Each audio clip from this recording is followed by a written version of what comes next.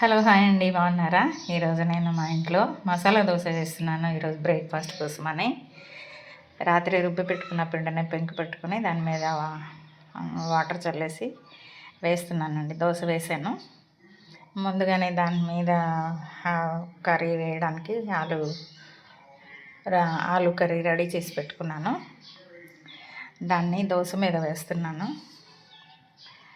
మసాలా దోశ అంటే చాలామందికి ఇష్టం అండి. చాలా బాగుంటుంది. మంచి హెల్దీ ఫుడ్ కూడా. పిల్లలకైతే మంచిది మసాలా దోశ.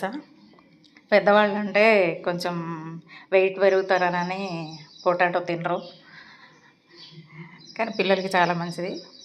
కొంతమంది పెద్దవాళ్ళు కూడా తినచ్చు. చూడండి, వేసాను, ఆయిల్ కూడా చల్లాను.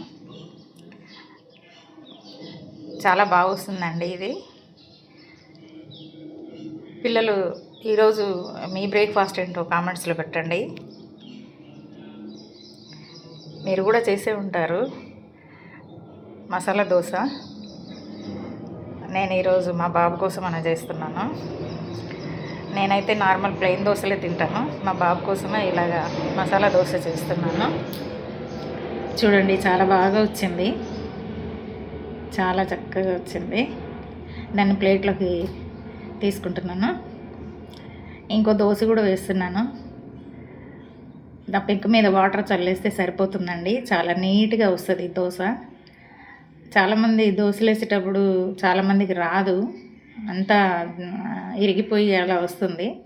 కానీ ఇట్లా ఫస్ట్ దోశ వేసినప్పుడు ఆయిల్ చల్లి తర్వాత వాటర్ చల్లి దాన్ని పెంకుని చక్కగా శుభ్రంగా తుడిచేస్తే దోశలు ఇలా వస్తాయండి. నీట్గా క్లీన్గా విరిగిపోకుండా వస్తాయి. చూడండి, ఇంకో మసాలా దోశ కూడా వేస్తున్నాను.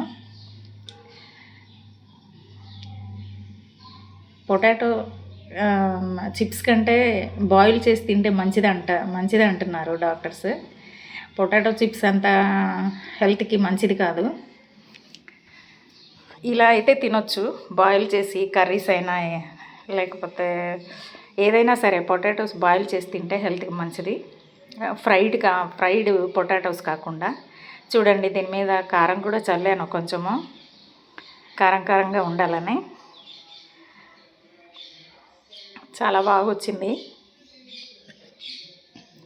మా మనోడు కూడా మనవరాళ్ళు బాగా తింటారు మసాలా దోశ అంటే.